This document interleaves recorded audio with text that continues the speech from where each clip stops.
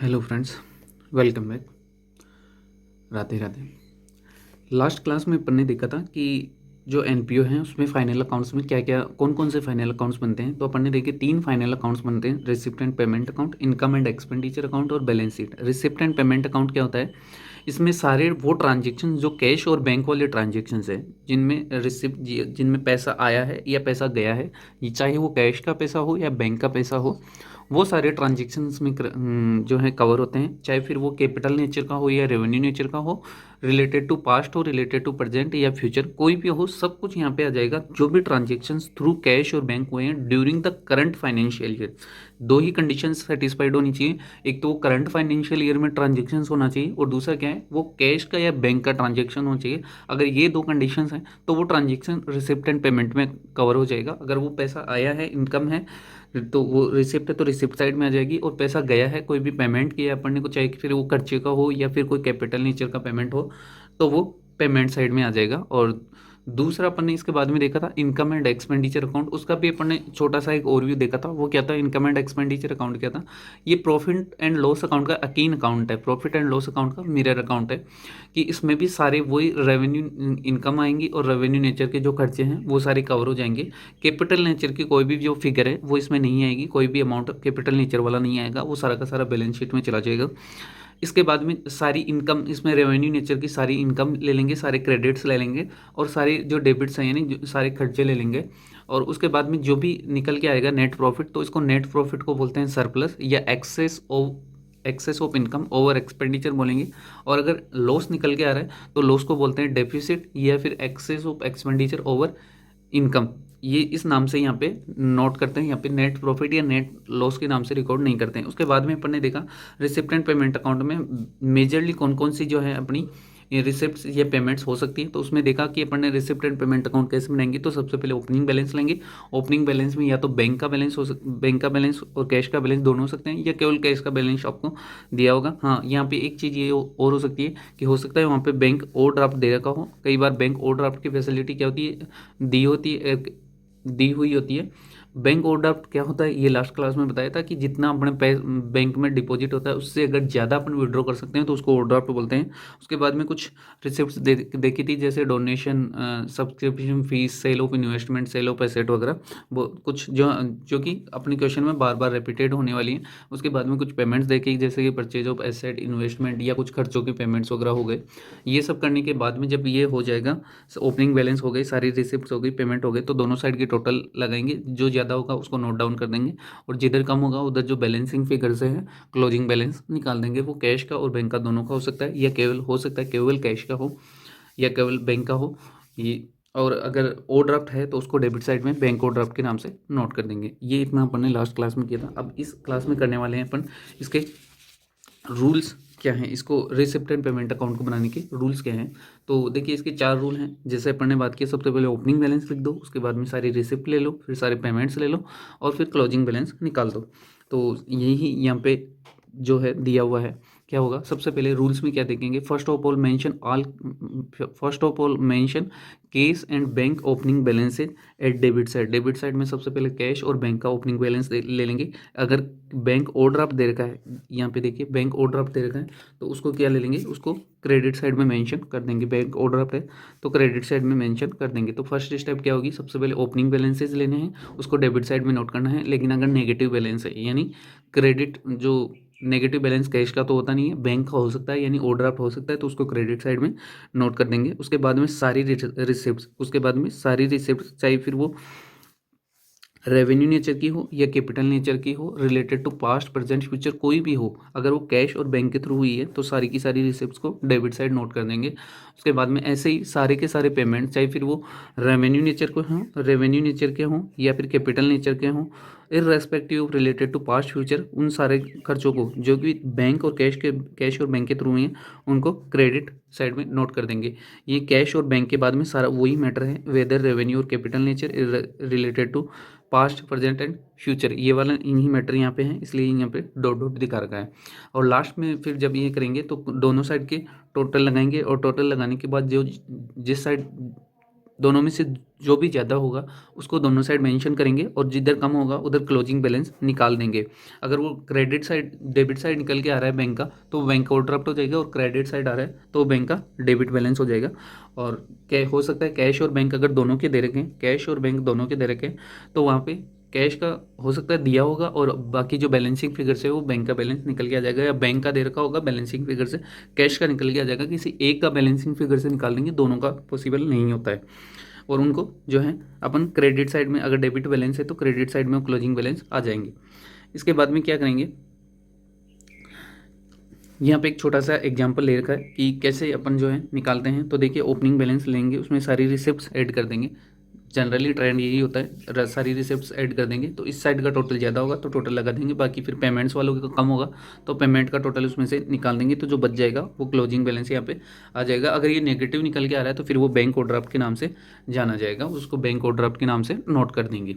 अब इसके बाद में आज एक छोटा सा प्रैक्टिकल क्वेश्चन देखने की कोशिश करते हैं। मैंने क्वेश्चन नोट भी कर रखा है, वो आइए वो क्वेश्चन सबसे पहले वो क्वेश्चन देख लेते हैं। तो अब देखते हैं कि एक example receipt and payment account का। देखिए, ओपनिंग बैलेंस दे रखे हैं, कैश का दे रखा है, बैंक का दे रखा है। इसके बाद में कुछ सब्सक्रिप्शन फीस आई हुई है 2018-19 की, 19-20 और 2021 की, 3 साल की जो है सब्सक्रिप्शन फीस आई हुई है। कुछ सेल ऑफ रिफ्रेशमेंट है, एंट्रेंस फीस आई है, कुछ स्पोर्ट्स मटेरियल सेल किया है, डोनेशन मिला है, रेंट जो है चुकाया है, रेंट पेड किया है, स्पोर्ट्स मटेरियल खरीदा है, परचेज ऑफ रिफ्रेशमेंट, कुछ रिफ्रेशमेंट खरीदे हैं। इसके बाद में कुछ मेंटेनेंस के खर्चे हैं, मेंटेनेंस एक्सपेंसेस दे रखे हैं, सैलरी दे रखी है, टूर्नामेंट के एक्सपेंसेस दे रखे हैं, फर्नीचर परचेज किया है, और कुछ ऑफिस के कुछ खर्चे दे रखे हैं। इसके बाद में क्लोजिंग बैलेंस दे रखा है। क्लोजिंग बैलेंस में कैश का बैलेंस दे रखा है और बैंक का बैलेंस नहीं दे रखा है। जैसे अपन ने अभी देखा था, मैंने अभी बताया था कि एक दोनों में से एक बैलेंस दे रखा होगा, एक बैलेंस जो है बैलेंसिंग फिगर से निकल के आ जाएगा, ज़्यादा वाला टोटल में से कम वाला टोटल लेस कर देंगे तो बैलेंस जो है क्लोजिंग बैलेंस निकल के आ जाएगा। तो आओ सबसे पहले इसका रिसिप्ट एंड पेमेंट अकाउंट बनाते हैं। रिसिप्ट एंड पेमेंट अकाउंट के क्या प्रोसेस फॉलो करेंगे, वही प्रोसेस फॉलो करेंगे। सबसे पहले ओपनिंग बैलेंस नोट डाउन करेंगे, उसके बाद में सारी रिसिप्ट उसमें नोट करेंगे, उसके बाद सारी पेमेंट्स नोट करेंगे, और चौथी स्टेप में जो है उसके क्लोजिंग बैलेंस निकाल देंगे। बस सिंपल यही रिसिप्ट एंड पेमेंट अकाउंट है, इससे ज़्यादा कुछ नहीं है। इजी है, आसान है, बस थोड़ा सा ध्यान रख के ये ध्यान रखना है कि कौन सी जो है रिसिप्ट कैश और बैंक में आई है उन सबको नोट करना है, और वैसे ही पेमेंट जो भी किए हैं थ्रू कैश और बैंक उनको नोट करके रखना है। तो आओ सबसे पहले एक रिसिप्ट एंड पेमेंट अकाउंट बनाते हैं। तो ये एक रिसिप्ट एंड पेमेंट का ब्लैंक फॉर्मेट है, receipt and payment account for the year ending, और जिस भी साल का ये बना रहेंगे उसका यहाँ पे डाल देंगे, जैसे कि ईयर एंडिंग 2021 2022 जो भी होगा वो यहाँ पे डाल देंगे। फिलहाल इस एग्जांपल में ईयर एंडिंग नहीं दे रखा है तो अपन ने इसको ब्लैंक छोड़ा हुआ है। 4 कॉलम बनेंगे, रिसिप्ट का, अमाउंट का, पेमेंट का और अमाउंट का, 4 कॉलम बनेंगे, रिसिप्ट, अमाउंट, पेमेंट और अमाउंट। अब एक एक करके जो क्वेश्चन में दे रखा है वो एक एक करके नोट करने की कोशिश करते हैं। सबसे पहले अपन ने बात की थी कि सबसे पहले इसमें फर्स्ट स्टेप में ओपनिंग बैलेंस डालते हैं। तो आ जाइए, ओपनिंग बैलेंस डालते हैं। बैलेंस, ओपनिंग बैलेंस को डालेंगे बैलेंस ब्रॉट डाउन के नाम से। 2 बैलेंस दे रखे हैं इसमें, कैश का और बैंक का, तो दोनों डालेंगे। कितना कितना दे रखा है वो देख लेते हैं। देखिए, कैश का बैलेंस 1000 दे रखा है और बैंक का 7200 दे रखा है, तो दोनों को नोट करेंगे, 1000 और 7200, 8200, 8200 का बैलेंस आ जाएगा। इसके बाद में दूसरी स्टेप्स क्या होंगी, सारी रिसिप्ट्स को ले लेंगे। तो रिसिप्ट्स एक एक करके देखते हैं। एक है सेल ऑफ रिफ्रेशमेंट, एक है एंट्रेंस फीस, दो पकड़ते हैं और दो को नोट करते हैं। सेल ऑफ रिफ्रेशमेंट 1000, उससे लेकिन ऊपर एक सब्सक्रिप्शन रह गया, 3 साल का है, तो किस साल का नोट करेंगे, क्या करंट ईयर का नोट करेंगे। मान लीजिए करंट ईयर ये 21 के लिए बना रहे हैं, तो नहीं, इसमें जितना रिसीव है सारा टोटली इसमें नोट करेंगे। तो क्या करें, सब्सक्रिप्शन आया 3 साल का, सबसे पहले उसको नोट करेंगे। Subscription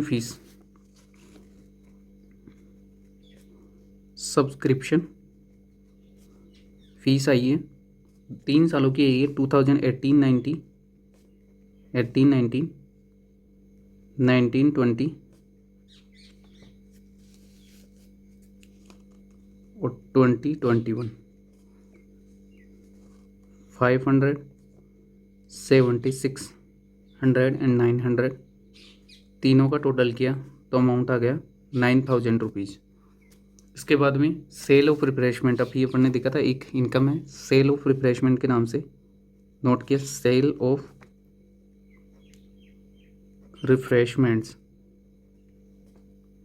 1000 rupees.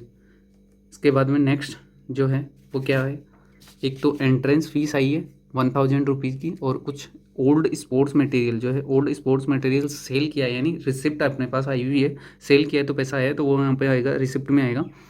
एंट्रेंस फीस 1000 और स्पोर्ट्स मटेरियल जो सेल किया उसका 1200। Entrance fees 1000, sale of old sports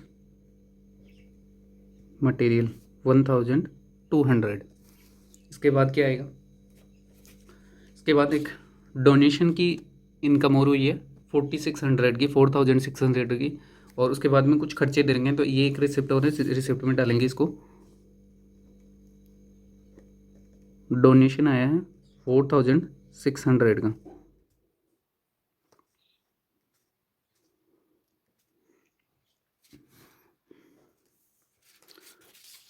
अब इसके बाद पेमेंट्स पकड़ते हैं। सबसे पहले रेंट का 3000, स्पोर्ट्स मटेरियल है 4800।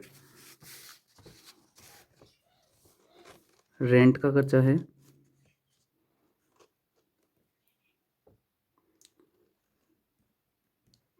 3000 का। स्पोर्ट्स मटेरियल परचेज किया है, तो purchase of sports material, purchase of sports material 4800। के बाद में कुछ रिफ्रेशमेंट परचेज किए 600 के, और मेंटेनेंस का एक्सपेंसेज है 2000 के।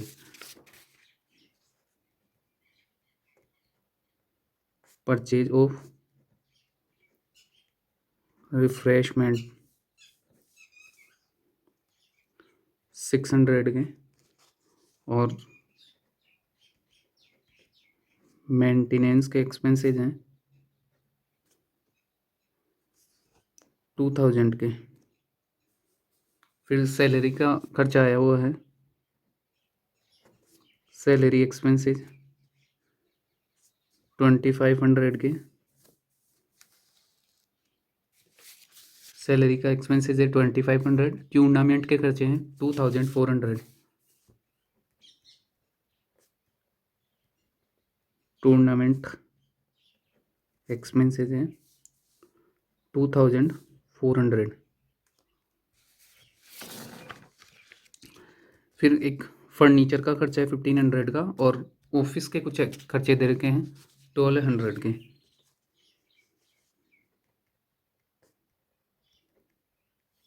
फर्नीचर बाय किया है 1500 का, और ऑफिस एक्सपेंसेज हैं कुछ, ऑफिस एक्सपेंसेज हैं 1200। और उसके बाद में क्लोजिंग बैलेंस दे रखा है, कैश का दे रखा है, बैंक का नहीं दे रखा है, तो क्लोजिंग बैलेंस को लिख देंगे, बैलेंस कैरिंग डाउन। इसमें कैश का दे रखा है फिलहाल अपने को 400 का, तो वो लिख देंगे, और बैंक का भी नहीं दे रखा है तो बैंक को खाली छोड़ देंगे। अब दोनों साइड का टोटल लगाएंगे, दोनों साइड का टोटल लगाएंगे, जिस साइड ज़्यादा टोटल होगा उसी साइड नोट कर देंगे।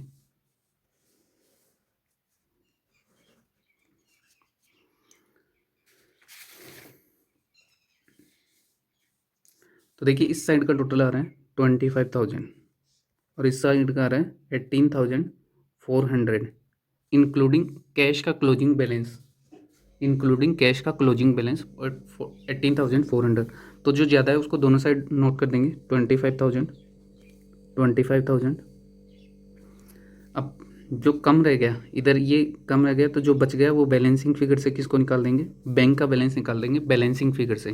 किससे, इसको पूरा बोलते हैं बैलेंसिंग फिगर, यानी जो बैलेंस निकल के आ रहा है वो इसका बैंक का बैलेंस है, और ये आ जाएगा 6,600 6,600 ये बैलेंस आ जाएगा और यहाँ पे ये receipt and payment account complete हो जाएगा। क्या प्रोसेस करिए अपन ने रिसिप्ट एंड पेमेंट अकाउंट बनाते समय? सबसे पहले अपन ने बैलेंस लिया, ओपनिंग बैलेंस नोट किया।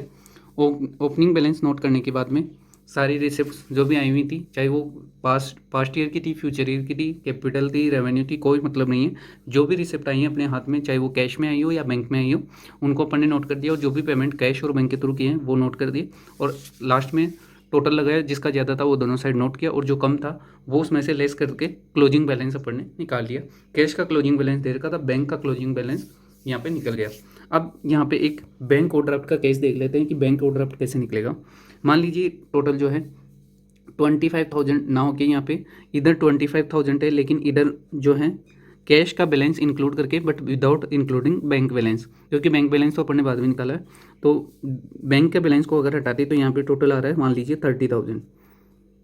बैंक के बैलेंस को इंक्लूड नहीं करें तो टोटल आ रहा है 30,000 मान लीजिए।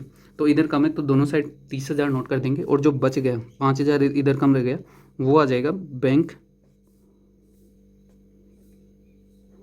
ओवरड्राफ्ट के नाम से, वो बैंक ओवरड्राफ्ट के नाम से आ जाएगा। इधर 5,000 और इधर भी टोटल हो जाएगा फिर 30,000। तो ऐसे बैंक ओवरड्राफ्ट का बैलेंस अगर है, बैंक ओवरड्राफ्ट दे रखा है तो ऐसे बैंक ओवरड्राफ्ट निकल जाएगा। तो आज देखा अपन ने कि कैसे receipt and payment account practically कैसे बनाते हैं वो देखा। पहले अपन ने देखे थे इसके रूल्स बनाने के, आज अपन ने प्रैक्टिकली इसको बनाने की कोशिश की। अब नेक्स्ट क्लास में अपन एक एग्जांपल और पकड़ेंगे, उसको और समझेंगे और उसके बाद में बनाएंगे income and expenditure account. Income and expenditure account बनाते हैं with the help of receipt and payment account. Receipt and payment account दिया होगा, उससे इनकम एंड एक्सपेंडिचर बनाना होगा। कैसे बनाएंगे वो नेक्स्ट क्लास में देखेंगे। तब तक के लिए थैंक यू।